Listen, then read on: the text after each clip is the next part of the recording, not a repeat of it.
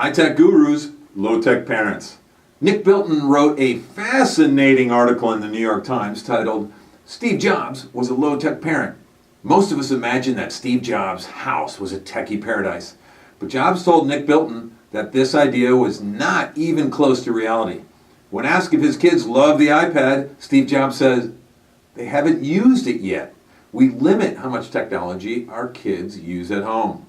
Bilton was perplexed by this parenting style. After all, most parents let their kids use technology all the time. However, Bilton found Steve Jobs was not alone and that a number of technology gurus strictly limit their kids' use of technology. He found that Chris Anderson, the former editor of Wired, instituted time limits and parental controls on every device in his home. He said, "My kids accuse me and my wife of being fascists and overly concerned about technology. And they say that none of their friends have the same rules. That's because we have seen the dangers of technology firsthand. I've seen it in myself. I don't want to see that happen to my kids." The New York Times article went on to say that the dangers include exposure to harmful content like pornography, bullying, or even becoming addicted to their devices, just like their parents.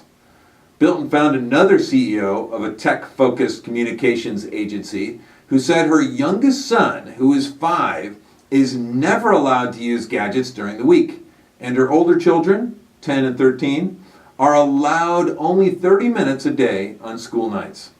The founder of Blogger and Twitter said that instead of iPads, his young boys have hundreds of physical books that they can pick up and read anytime.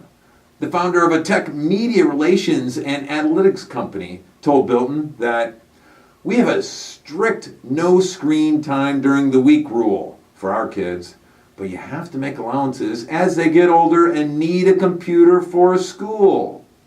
Unless you are one of the many top executives from Google, eBay, Apple, Yahoo, and Hewlett-Packard in Silicon Valley that send their kids to the low-tech Waldorfian school, where not a computer can be found. In fact, the school even frowns on kids using computers at home.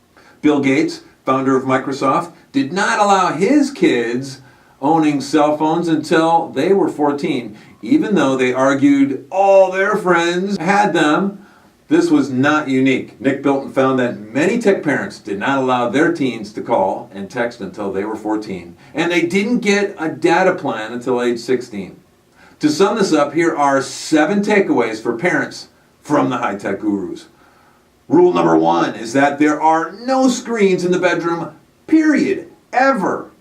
2, put time limits and parental controls on every device.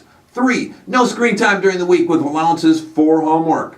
4, on school nights, no gadgets for the youngest kids and only 30 minutes for older kids. 5, no cell phone until kids are 14 and no data plan until 16. 6, read real books, not digital books. 7, have no tech dinners with your family. Be a low-tech parent like the high-tech gurus.